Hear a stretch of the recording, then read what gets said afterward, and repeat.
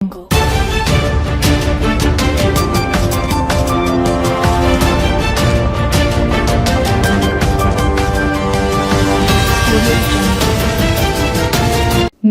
आज तक 24x7 news में आपका स्वागत है और मैं हूं आपके साथ निकिता श्रीवास्तव। आइए रुक करते हैं तमाम बड़ी खबरों का। जीएसटी सुधार से आर्थिक आत्मनिर्भरता की ओर बढ़ रहा है देश, सुभाष यदुवंशी ने कहा। जीएसटी सुधार क्रांतिकारी कदम, सीए चंद्र प्रकाश ने कहा। भाजपा के विधानसभा सम्मेलन में गिनाई सरकार की उपलब्धियां। शुक्रवार को कप्तानगंज के पूर्व विधायक भाजपा के वरिष्ठ नेता सीए चंद्र प्रकाश के नेतृत्व में जीएसटी मिला उपहार, धन्यवाद मोदी सरकार अभियान के तहत भाजपा का विधानसभा सम्मेलन कप्तानगंज ब्लॉक सभागार में संपन्न हुआ।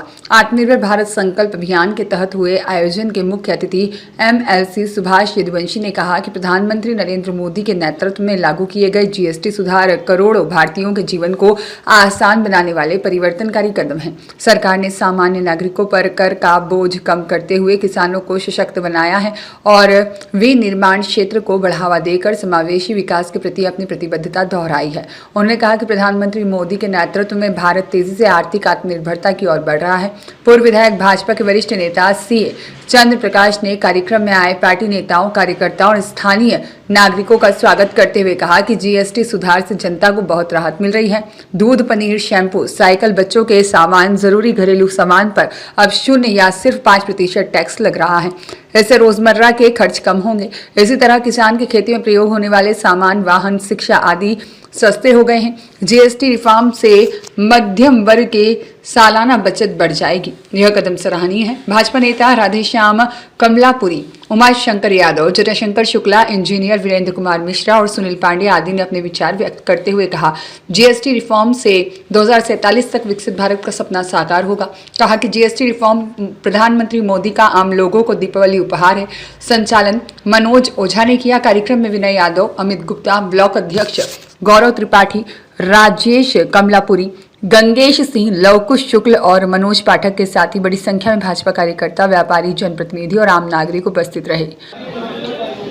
देखिए, जो नेक्स्ट जनरेशन जीएसटी रिफॉर्म, ये जो जीएसटी 2.0 आया है, इसने पूरे तरह से जनता, जो 140 करोड़ लोग देश में हैं, सबके उत्थान के लिए, सबके घर की बचत को बढ़ाने के लिए माननीय प्रधानमंत्री जी और हमारी आदरणीय वित्त मंत्री जी ने एक ऐतिहासिक कदम उठाया है। जब हमारे घर में इससे बचत होगी, तो जब बचत होगी तो उनकी क्रय शक्ति बढ़ेगी और मार्केट में वो और ज़्यादा पैसा पंप करेंगे और इससे अर्थव्यवस्था में मोबिलिटी भी बढ़ेगी।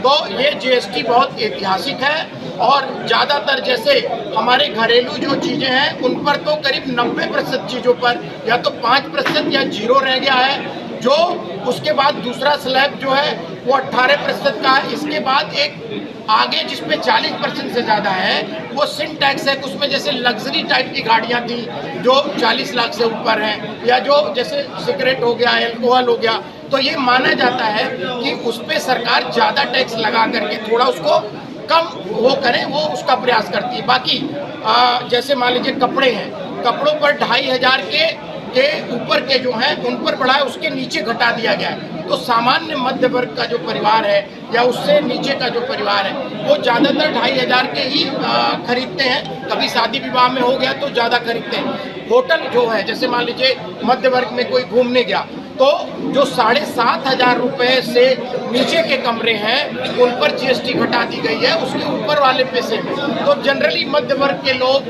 या और जो लोग हैं निम्न वर्ग के, मतलब अपने थोड़े गरीब लोग, वो लोग इतने का ही कभी बाहर गए तो कमरा लेते हैं उसी के आसपास। तो पूरा सब वर्गों का ध्यान रखते हुए, और जैसे दूध है, छाछ है, पनीर है, तमाम चीज़ों में, बिस्किट है, तो इन चीज़ों में तो सब लोग खाते हैं। चाहे बड़ा आदमी वो भी खाता है, जो छोटा आदमी वो भी खाता है, मध्य वर्ग भी खाता है, तो उसमें तो सबके लिए राहत है। तो माननीय प्रधानमंत्री जी ने ये जो ऐतिहासिक कदम उठाया है, उससे एक तो हमारे घरों की बचत बढ़ेगी और सबका जीवन अच्छा होगा, उनके उपभोग के आइटम ज़्यादा घरों में बढ़ेंगे। और जो है इसके लिए हम सभी लोग माननीय प्रधानमंत्री जी और वित्त मंत्री जी को आभार प्रकट करते हैं। सरकार पेट्रोल और डीजल को जीएसटी के दायरे में नहीं ला रही है। सरकार पेट्रोल और डीजल को जीएसटी के दायरे में नहीं ला रही है। देखिए क्या है कि इसमें दो बातें हैं। एक तो ये शुरू से ही जो है ये स्टेट का मुद्दा रहा है। और अभी भी आपको जान के प्रसन्नता होगी कि उत्तर प्रदेश में सबसे कम टैक्स, वो जीएसटी के उसमें नहीं है, लेकिन सबसे कम टैक्स जो है डीजल पेट्रोल पर उत्तर प्रदेश में ही लगता है। और अगर आप जाकर के पता करेंगे अगल बगल के किसी भी स्टेट में, आप जाते भी होंगे तो आपको सबसे सस्ता जो है वो पेट्रोल डीजल यही मिलेगा।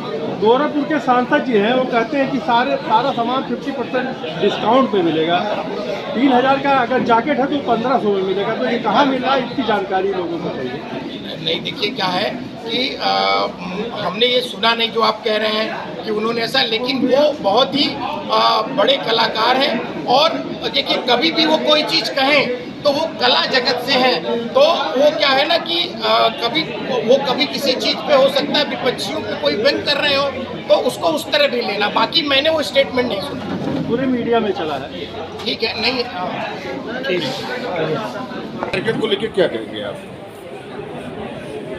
आज घटी जीएसटी पर ब्लॉक के सभागार में हमारे मुख्य अतिथि भारतीय जनता पार्टी के प्रदेश के महामंत्री और हमारे बस्ती मंडल के एमएलसी आदरणीय सुभाष रघुवंश जी के नेतृत्व में आज ये जीएसटी पर कार्यक्रम था, जिसमें विधानसभा से सैकड़ों लोग आज बढ़ चढ़ करके इसमें हिस्सा लिए और इस पर बृहद चर्चा हुई। हमारे कई वक्ताओं ने इस पर जीएसटी पर चर्चा की और विशेष रूप से हमारे सुभाष रघुवंश जी ने जीएसटी और आत्मनिर्भर भारत पर बड़ी सारगर्भित और बृहद चर्चा की है।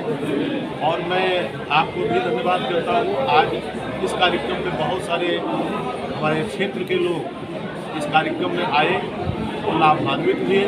उनको इस बात की जानकारी मिली कि भारतीय जनता पार्टी और हमारे देश के प्रधानमंत्री आदरणीय नरेंद्र मोदी जी देश के आम नागरिक के हितों के लिए कितने जागरूक हैं और उनके हितों को किस तरीके से संरक्षित और सुरक्षित कर रहे हैं, किस प्रकार महंगाई घटाई जा सकती है, किस प्रकार लोगों के ऊपर टैक्स का बर्डन कम से कम हो। इस दिशा में उन्होंने जीएसटी घटा करके पूरे देश को एक उपहार देने का काम किया है। आज उसी विषय पर संगोष्ठी थी, जहाँ पे बहुत सारे लोग आए हैं। मैं सबका आभार व्यक्त करता हूँ। आप पत्रकार बंधु भी यहाँ पर आए, आप सबका भी बहुत बहुत आभार।